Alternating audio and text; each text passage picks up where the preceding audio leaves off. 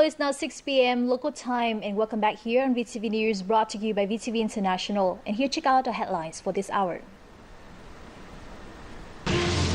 Cabinet meeting reviews 10-month socioeconomic performance, emphasizing state budget and debts. And Khánh Hòa Central Province aims to attract more Chinese tourists. The top news for the bulletin. Prime Minister Nguyễn Tấn Dũng on October 29th chaired a government cabinet meeting to review the socio-economic situation and the state budget performance for October and the first 10 months of this year. According to the Ministry of Finance, state budget constraints remain an issue. As of this month, state budget revenue reached $31 million, 85% of the plan.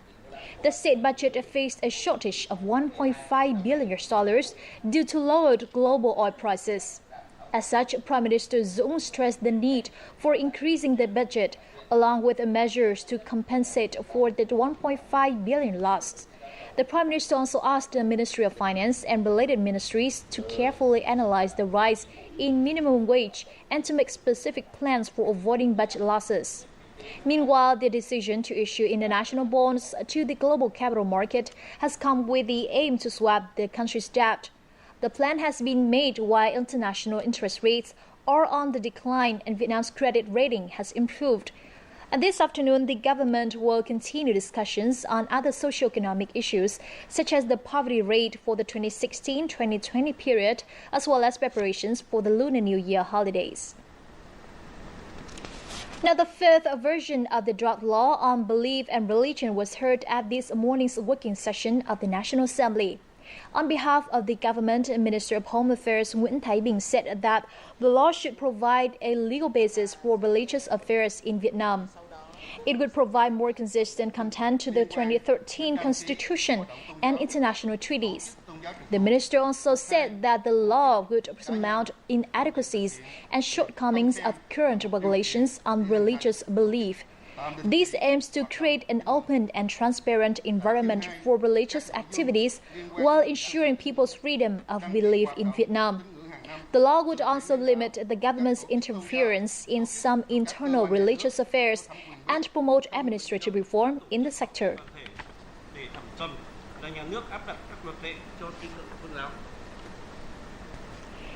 In reply to the media requests for a statement regarding the deployment of U.S. ships to some geographic structures in Vietnam's Spratly Archipelago, Foreign Ministry's spokesman Lê Hải Bình said that with a sovereignty over the Paracel and Spratly archipelagos, and as a member of the 1982 United Nations Convention on the Law of the Sea, Vietnam respects the freedom of aviation and navigation in the sea in accordance with the rules of the Convention and in coastal countries.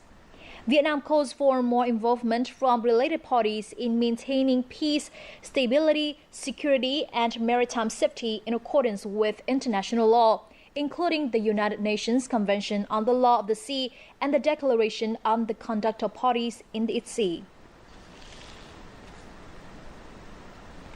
The 12th meeting of the Vietnam-Belarus Intergovernmental Committee for Economic, Trade, Scientific and Technological Cooperation took place in Minsk on October 26th to 27th. Nearly 50 representatives from authorities and enterprises of the two countries attended the meeting. Participants reviewed the remarkable outcome of the multifaceted cooperation between Vietnam and Belarus. Belarus has increased its export of tires, pharmaceuticals, alcohol, milk, food and industrial products to Vietnam. Meanwhile, Vietnam shipped products such as coffee, tea, nuts, noodle, confectionaries and seasonings to the Eastern European nation. However, the trade turnover between the two countries has yet to fulfill its potential. In 2014, trade turnover was recorded at just $170 million. The figure stood at nearly $96 million in the first 8 months of this year. The two sides agreed that the free trade agreement between Vietnam and the Eurasia Economic Union signed in Kazakhstan last May would add more momentum to economic links between Vietnam and Belarus after the deal took effect. In order to strengthen economic and trade links between Vietnam and Belarus, it is important to enhance technological transfers and establish joint ventures in products like cars, trucks and tractors, which are Belarus' strengths. The two sides agreed to promote key projects to investors in the two countries. They will also expand cooperation in other fields such as information communications, culture, sports and tourism. Now, the third conference of the Vietnam-China Border Management Cooperation Commission took place yesterday in Beijing, China. Main points include a review of the management situation in 2015, solutions to outstanding issues after 2 years since the Commission's establishment, and the working agenda for 2016. The two sides also signed a memorandum of understanding for cooperation in the coming time. Accordingly, 7 Vietnamese border management agencies, including Quảng Ninh, Cao Bằng, Lạng Sơn, Hà Giang, Lào Cai, Điện Biên, and Lai Châu provinces, will strengthen ties with their Chinese counterparts in Guangxi and Yunnan. These localities have pledged to create favorable conditions for trade activities at the border areas of the two countries.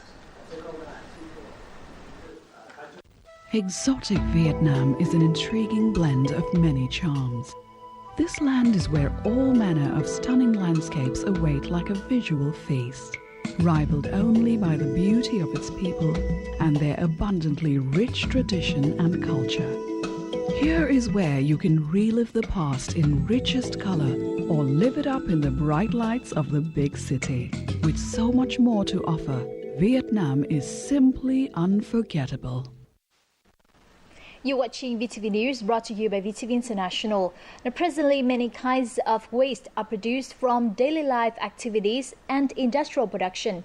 If these discarded items are recycled, they can become useful products which will protect the environment and save materials. Realizing this, a lecturer from the Applied Arts Department of the Hue College of Arts has started a business based on waste. Let's find out more in the following.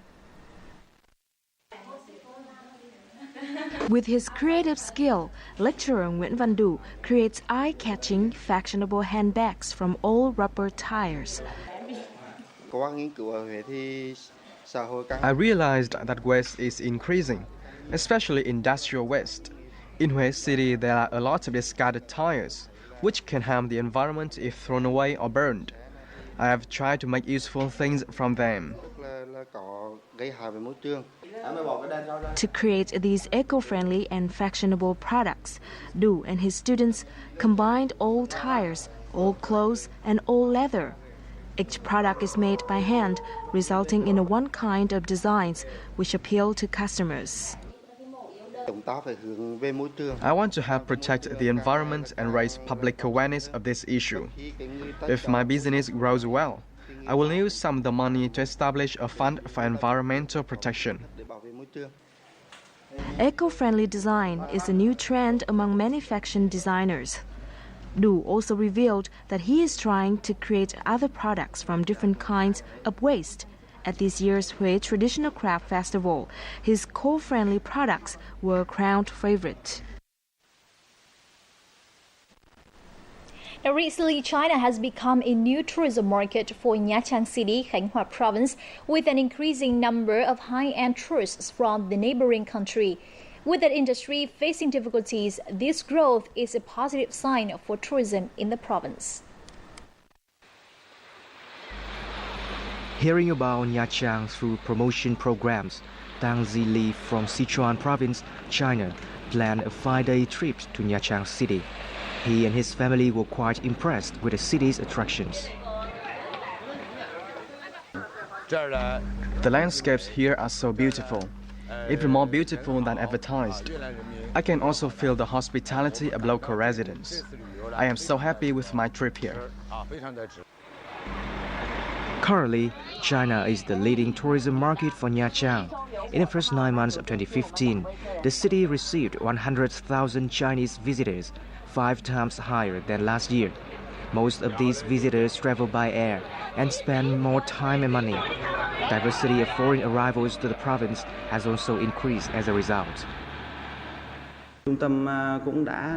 China is a potential market for Khánh Hòa tourism. Our center has suggested that provincial authorities print publications in Chinese and offer a Chinese version of the website nhachangtravel.com for Chinese tourists. Recently, Khánh Hòa province authorities and local travel agencies have held a number of promotional events to introduce Nha Trang city to Chinese customers. In the coming years, there will be more Chinese visitors to Nha Trang because they love the beaches here. We are now cooperating with hotels in Nha Trang to promote the city to Chinese customers. With the recent decline of the Russian market, one of the major tourism markets of Khánh Hòa province, developing the Chinese market is now a new strategy for tourism in the central province.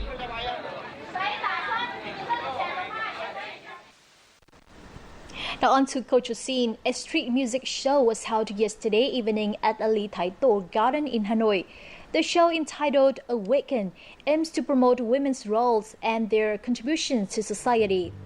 The event was co-organized by the National Committee for the Advancement of Vietnamese Women and several non-governmental organizations.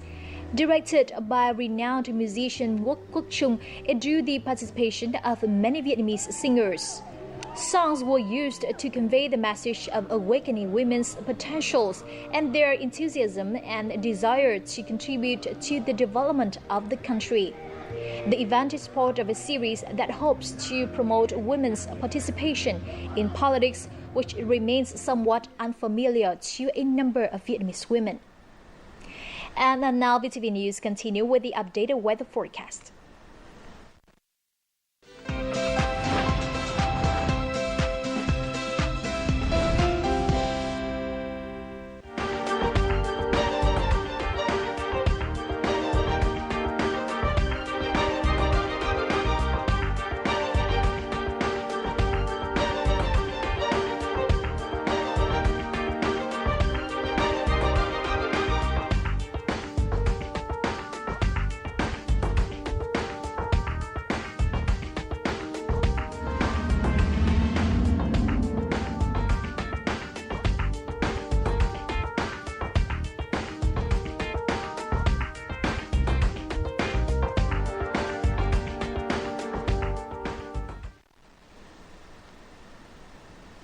And that's also a wrap for our English news updates for today. In the meantime, do log on to vtv4.vn or youtube.com/vtv4go for more news and updates. And we'll be back tomorrow with more updated news. So see you then and goodbye for now from Hanoi.